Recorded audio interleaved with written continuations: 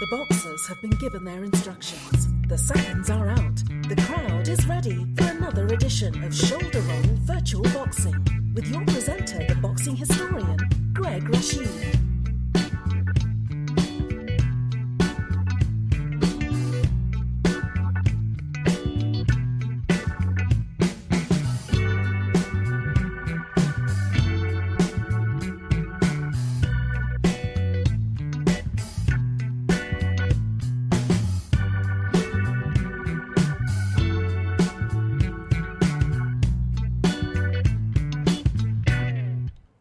Say Swati Cup to everyone out there. This is Greg Rashid with another edition of the Shoulder Roll Virtual Boxing Podcast.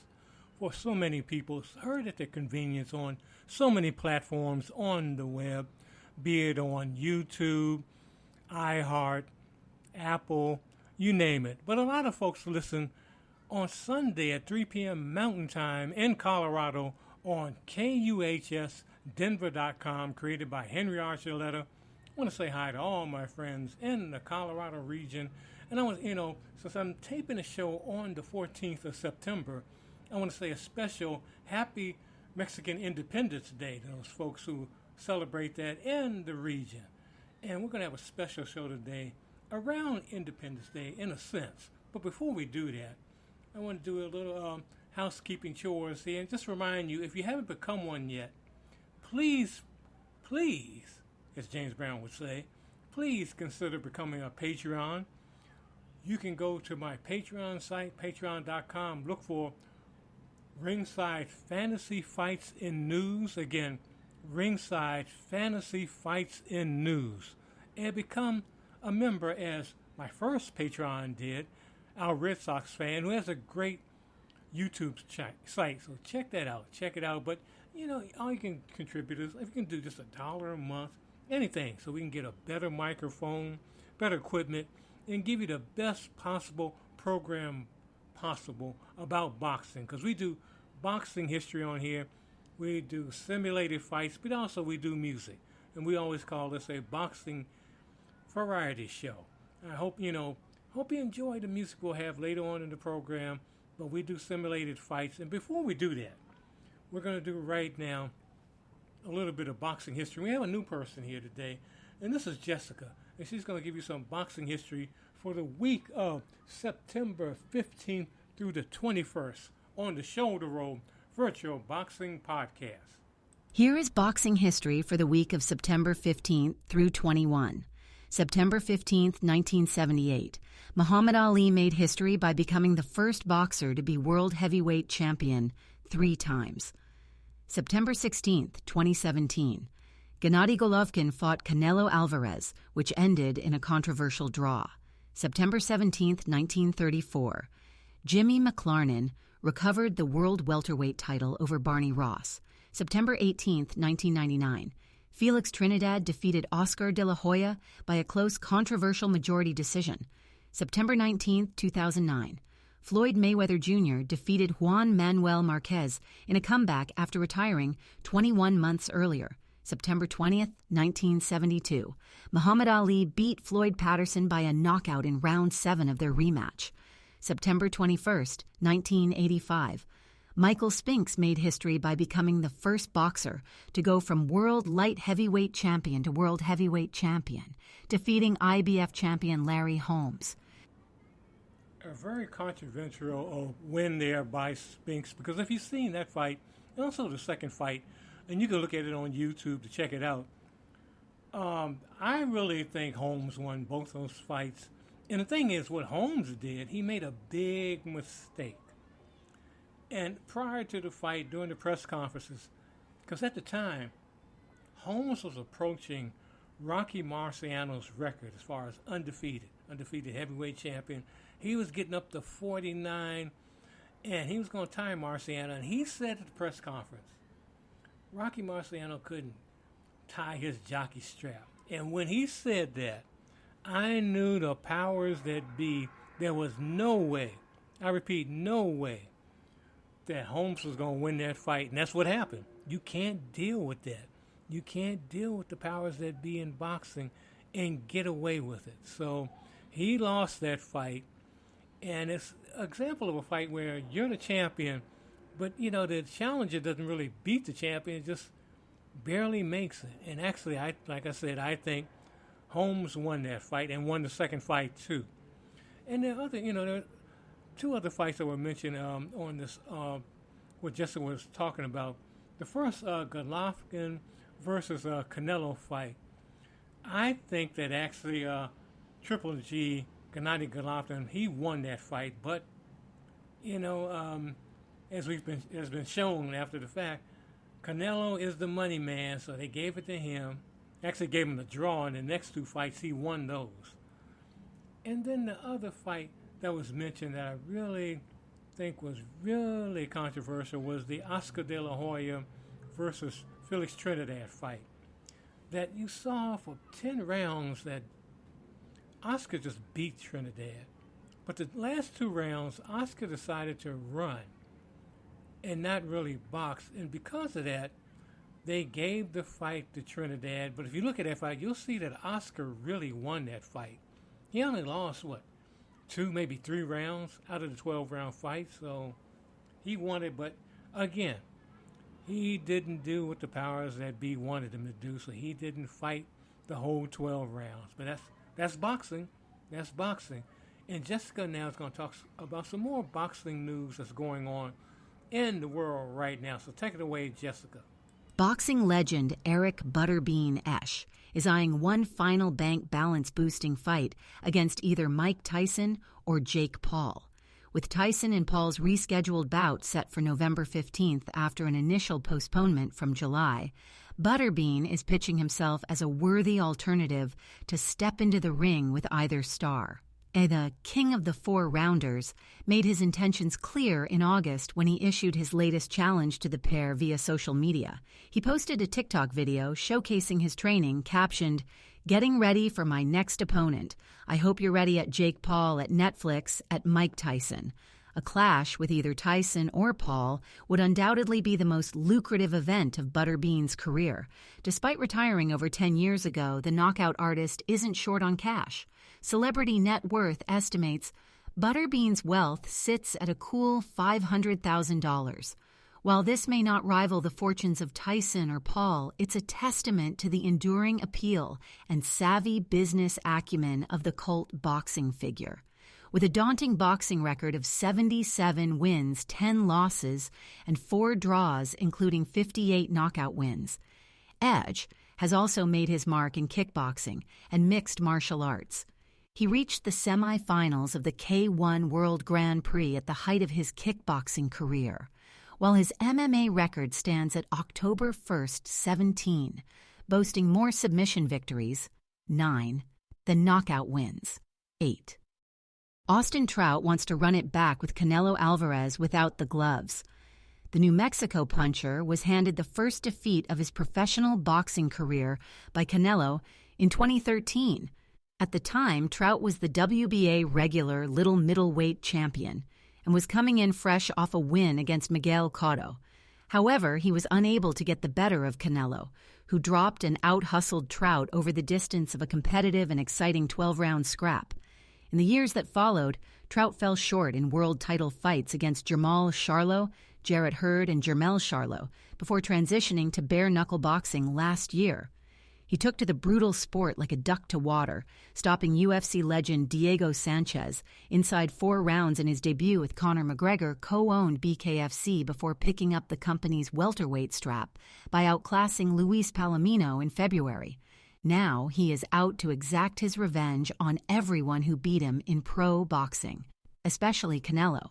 Asked which former foes he'd like to welcome to bare-knuckle boxing, Trout told TalkSport.com, "All of them, everybody I took a loss to. I want to fight in the bare-knuckle ring. That means Canelo, Jermall Charlo, Erislandy Lara, the other Charlo, Jermell, Jarrett Hurd, every one of those cats I would love to fight in the bare-knuckle ring. It's different. Canelo, if you want that rematch, let's run it, or anyone else that has a high-profile name. Danny Garcia is another one I've been calling out for a while. I'd love to get one of those fights. Canelo is set to defend his WBA, WBC, and WBO super middleweight titles against Edgar Berlanga on Saturday night at the T-Mobile Arena in Las Vegas. The 34-year-old still has plenty of big fights left for him in boxing, but if he eventually chooses to ditch the gloves, Trout thinks his skill set would transfer well. I do think he'd do well in bare knuckle. He's not one of those guys that has hand problems, he added. I mean, he hits hard enough. He's explosive without having to turn his whole body, so that protects his hands. I think he would do fine. He is a student of the game, so he would learn the type of standing grappling that's needed to be able to box, so I'm sure he'd figure that out. Trout returns to action on October 12th in the co-main event of BKFC Spain against one of Britain's finest bare-knuckle boxers, Ricardo Franco. The Englishman holds an impressive victory over bare-knuckle icon Jimmy Sweeney and is a former BKB super middleweight world champion. A vacant lightweight title clash between Franco Tenaglia and Tony Soto headlines the card, while former WBA super welterweight champion Hannah Rankin is set to make her BKFC debut further down the bill. Bare-knuckle boxing is best described by its many contradictions. It has been touted as the world's fastest-growing combat sport and, simultaneously, an ancient practice whose origins have been lost to prehistory. It is bloody, yet arguably less harmful for the brain than its gloved counterpart. In terms of fan numbers, it remains a relative minnow in the world of professional sports, but is nevertheless doing impressive box office numbers in the US, UK, and elsewhere. It's humane enough to be mainstream, but it's borderline brutal, says David Feldman, founder and president of the Bare Knuckle Fighting Championship, BKFC. Bare knuckle boxing is exactly what it sounds like. Two fighters enter a ring without gloves and, over a series of 2-minute rounds, attempt to punch the other athlete into unconsciousness. Winners in fights that don't end in knockouts are decided by judges. Most fighters do wear cloth wraps around the wrist and thumb to reduce the risk of injuring their own hands, but their fists, striking surfaces, their knuckles, remain completely free of protection. It makes for compelling spectator sport. Although a 2021 study found lacerations, particularly facial lacerations, to be more prevalent in bare-knuckle boxing, it also determined that only 2.8% of fighters studied experienced concussions with symptoms. In gloved boxing, that number can reach as high as 12.3%. It is certainly tempting to take this information with a grain of salt. After all, the 2021 study's lead author, Dr. Don Muzzi, is also the BKFC's chief medical officer. Experts unaffiliated with bare-knuckle boxing, however, claim that the study's conclusions are sound. Dr. Nicole Reams, an Illinois-based neurologist who serves as the medical Al-Sarkar chair for the U.S. Intercollegiate Boxing Association, a gloved boxing organization, as well as an independent neurological consultant for the NFL's Chicago Bears, has stated the study's claims are reasonable. She also notes that data comparing actual impacts between gloved and bare-knuckled matches, i.e. the number of strikes to the head a boxer receives in a given fight, would help clarify the matter further. Given bare-knuckled boxing's relative novelty, the number of peer-reviewed studies remains low. In reviewing the 2021 study, Reams specifically draws attention to the reduced fight times in bare-knuckle boxing as a potential reason for the sport's reduced concussion rate. BKFC matches consist of 5 2-minute rounds.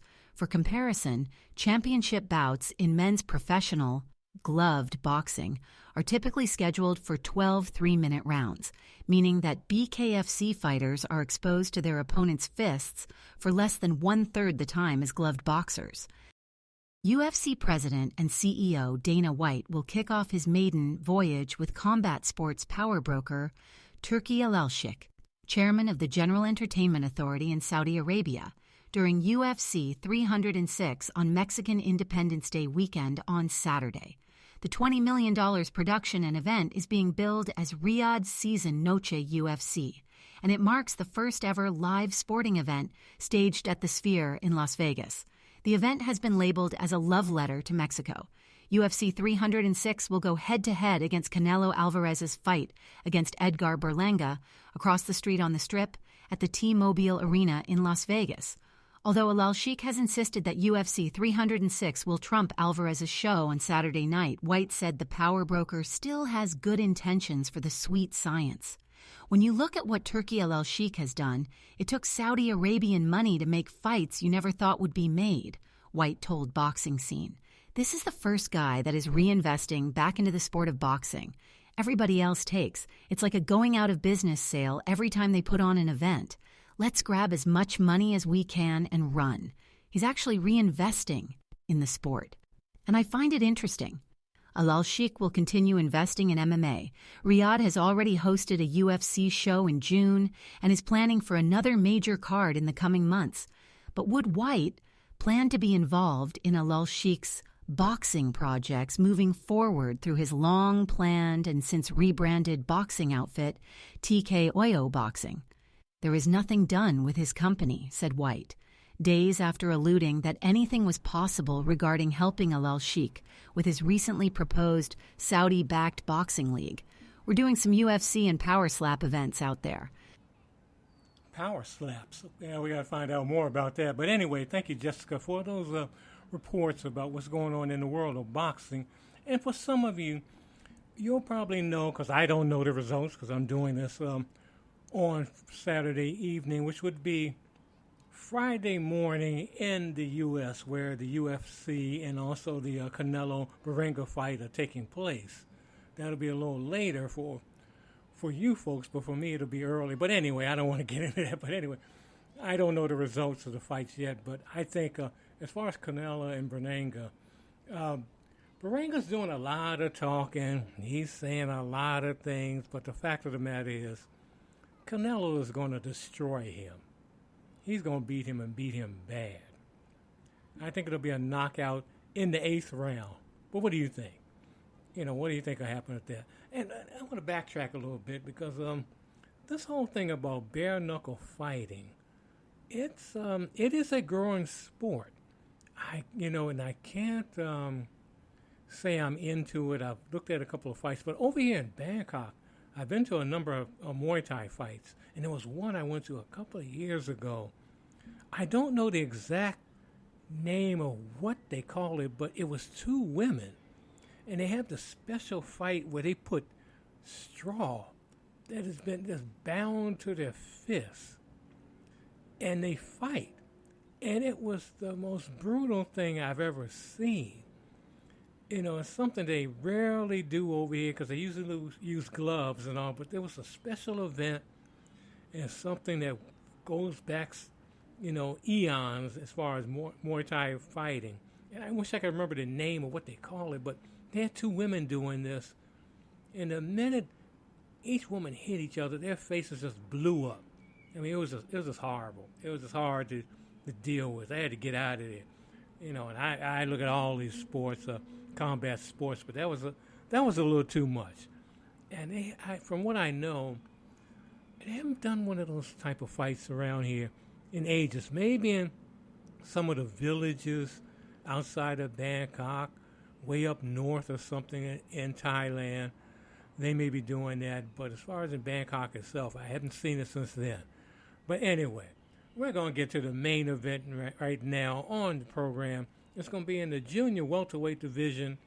It's going to be Julio Cesar Chavez versus Erik Morales, two classic, all-time great Mexican fighters on Mexican Independence Day.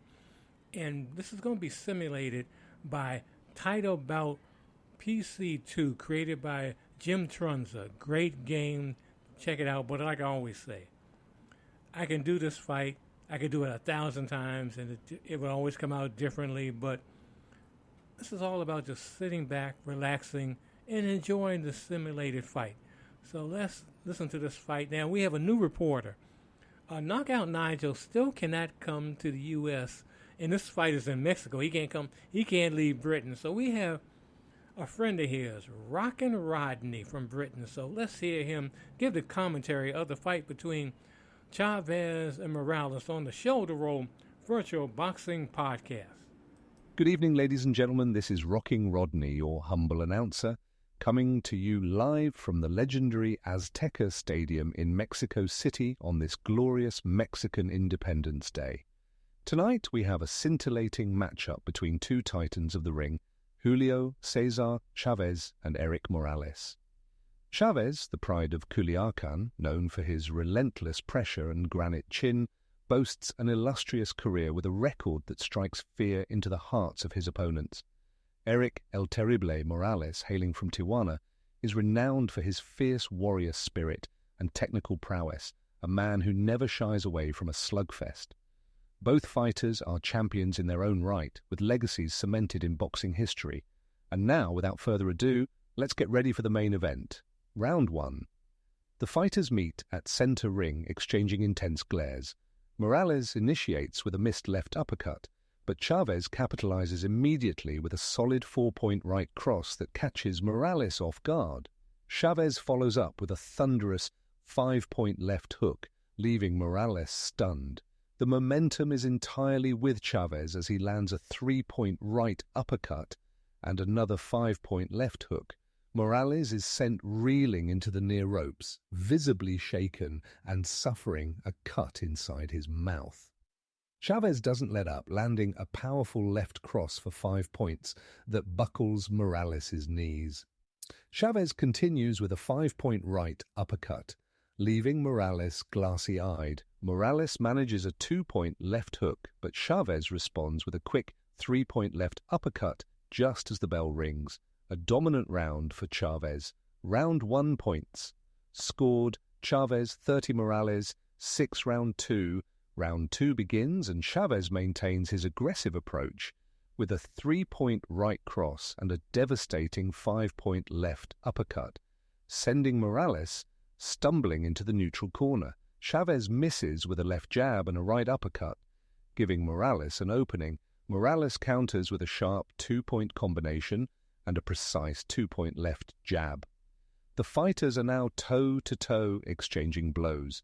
Chavez lands a 3-point right hook, but Morales answers back with a 3-point left hook and a swift 3-point combination. The round ends with both fighters showing resilience and determination. Round 2 points scored, Chavez 13 Morales 14 round 3. Morales starts the third round aggressively but misses with a right uppercut. Chavez quickly counters with a 2-point left cross. The fighters are at ring center and Morales opts to clinch, trying to slow Chavez's momentum. Chavez misses a right uppercut, giving Morales a chance to land a stunning 5-point left hook that momentarily halts Chavez's advance. Morales follows up with a 2-point left jab, but Chavez remains mobile, looking to establish his position. Chavez is admonished for a low blow, then lands a 3-point jab. The round ends with Morales showing some signs of life. Round 3 points. Scored, Chavez 5 Morales 7 round 4. Chavez starts round 4 with a partially blocked right cross for 1 point. Morales clinches, but Chavez breaks free and scores a solid 4-point right hook to the gut, a clean shot that resonates with the crowd. Chavez lands a 3-point left cross, followed by a 3-point left hook. Morales struggles to respond, landing a 2-point combination. Chavez clinches momentarily, then lands a 5-point right uppercut, leaving Morales dazed. Chavez misses a left hook, but Morales fails to capitalize, missing with a right uppercut. Chavez counters with a 3-point combination, then lands a crushing 5-point left hook, sending Morales reeling into the ropes as the bell sounds. Round 4 points. Scored, Chavez 24 Morales 2 round 5. Morales comes out swinging in round 5, landing a 3-point right cross, a 2-point left uppercut, and a 5-point right cross in quick succession. Chavez staggers back but quickly regroups, responding with a 4-point combination. Morales lands a 2-point right cross, then clinches to avoid further damage. Chavez misses a right cross, but Morales maintains the pressure, landing a 3-point right cross just before the bell, snapping Chavez's head back. Round 5 points scored, Chavez 8, Morales 15 round 6. Chavez starts round 6 with a 3-point left hook, but misses with a right hook and left cross. Morales counters with a 3-point hook. Chavez lands a 4-point cross, followed by a 2-point left hook and a 5-point right cross that visibly affects Morales. Chavez is relentless, landing a 3-point left uppercut and another 5-point right cross, sending Morales into the ropes above the media table. Morales manages to counter with a 2-point left hook, but Chavez remains in control, ending the round on a high note. Round 6 points.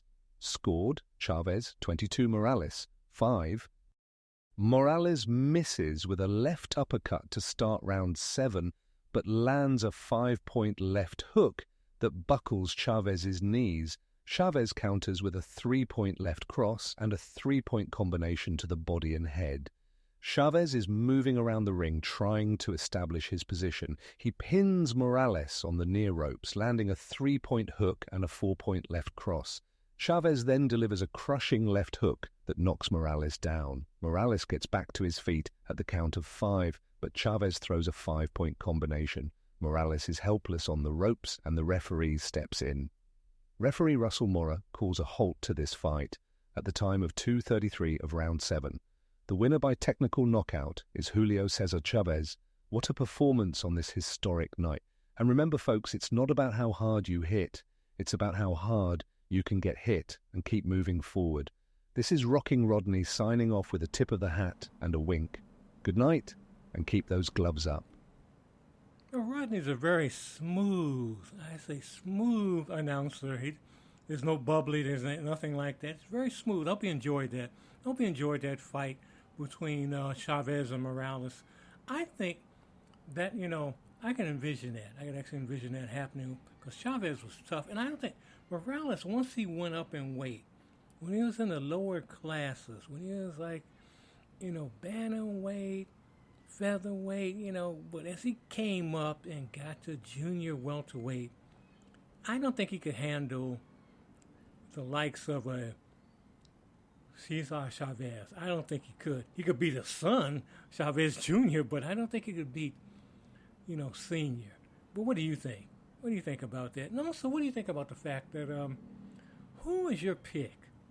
And let me know, wherever you listen to the program, just drop me a line, as so many people do, about and making comments, about positive comments. So just give me just good feelings about the program. Who do you think is the greatest Mexican fight of all time? Is it Julio? Is it Barrera, Morales? So many guys. Is it Canelo? Do you think Canelo right now is the greatest Mexican fighter? Let me know. In fact, I'm going to put that poll on my YouTube channel. And just want to get you folks out there to, just to vote for that. Just to see who you think is the greatest Mexican fighter of all time. But I want to thank so many of you just for tuning in right now. We're not done. We're going to be switching the music right now. And I'm going to start off with Silver Waves. And this is by Track Tribe on the Shoulder Roll Virtual Boxing Podcast.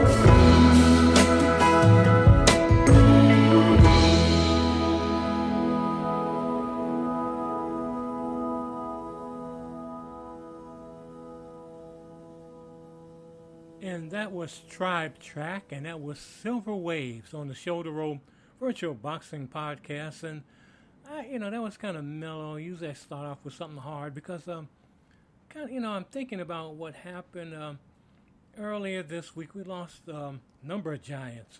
James Earl Jones, one of the all-time greats as far as acting, and just amazing person, individual. And also lost, some of you who listen to my program, and I know a lot of folks in Denver who listen to this program, they know who I'm talking about when I'll say Frankie Beverly, one of the all-time greats as far as soul singers. Frankie Beverly or Frankie Beverly and Maze. His act was the last act I saw musical act I saw in Denver before I came over here to Thailand. So I'm going to do a tribute, and I know these songs will probably be blanked out on some parts of YouTube, but I got to do a tribute to Frankie Beverly because these were my favorites, and I got to do this. And I'm going to start it off with the classic. All the songs are classic, but I think I'm going to do first Joy and Pain on the Shoulder Roll Virtual Boxing Podcast.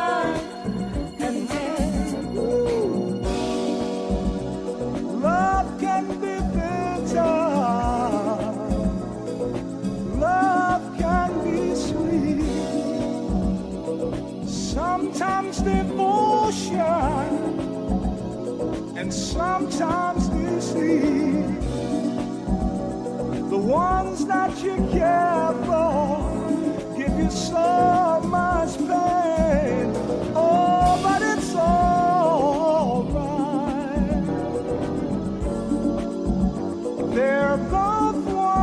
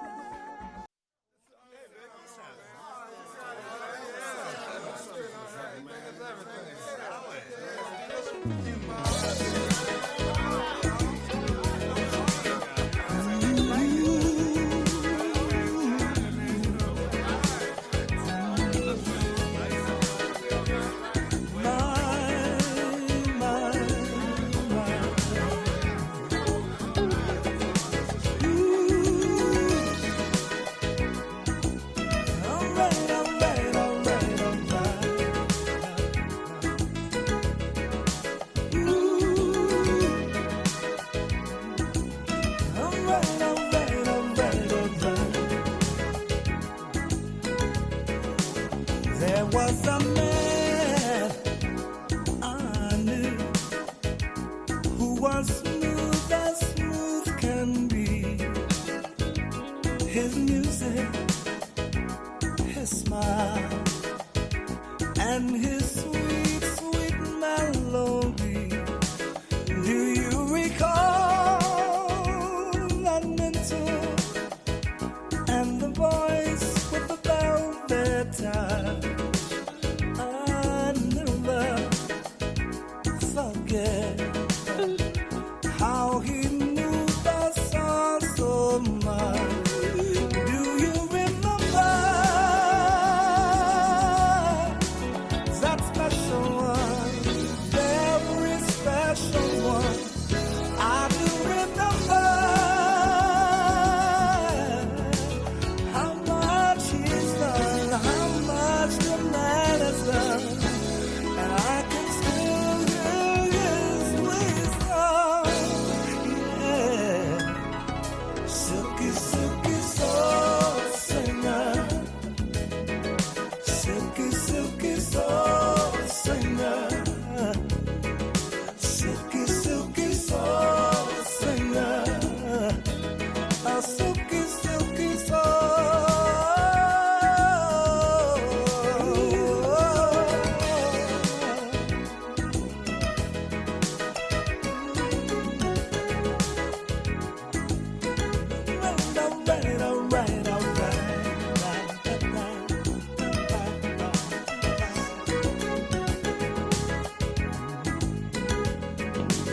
The man was smooth as silk as he danced across the floor.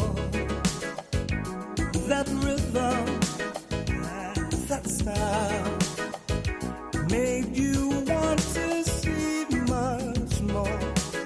And most of all, what's inside was a heart as pure as gold. I do believe that magic lives and never can grow old. Right?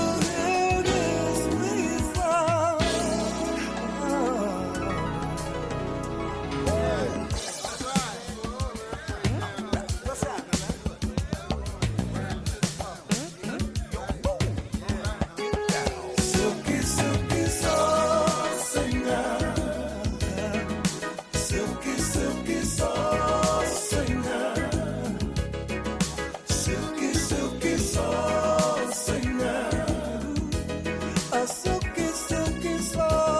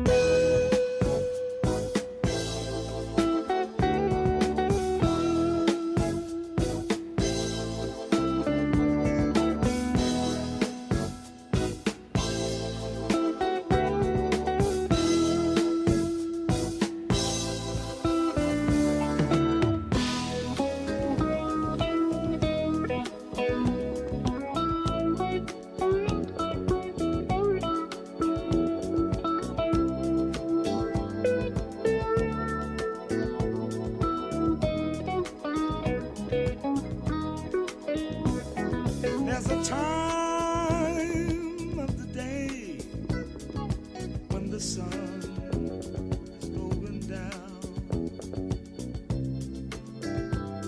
That's the golden time of day.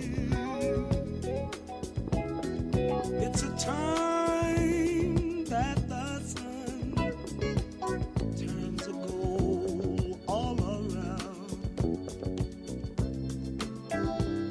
That's the golden time of day. At the end of the day, when the wind is soft and warm, ooh, Lord, it makes the flowers sway. When the sun settles down and it takes a lovely form, that's the golden time of day.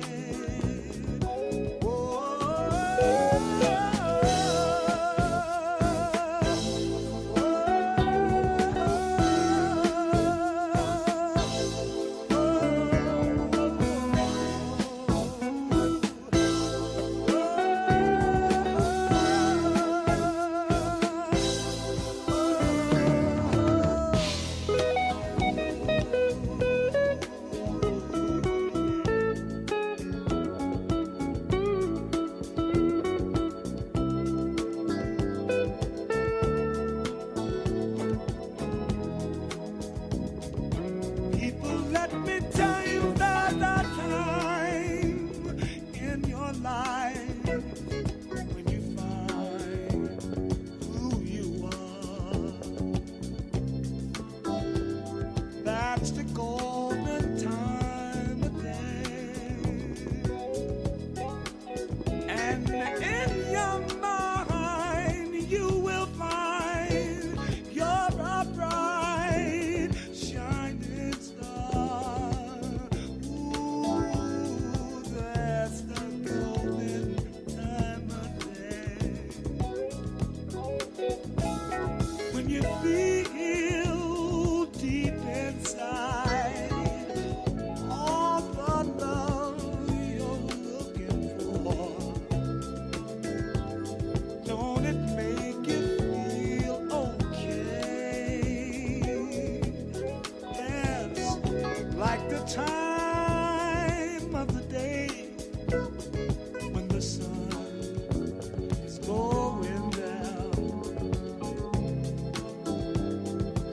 That's the golden time of day.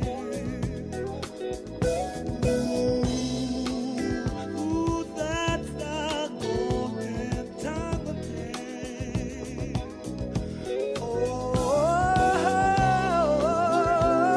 that's the golden time of day.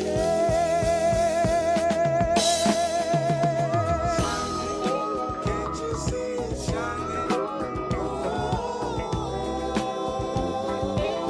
Ooh, shine, children, shine. Can't you see it shining?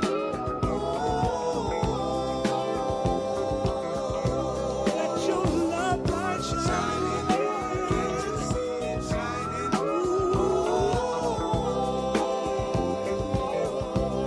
Feel it, feel it, shining.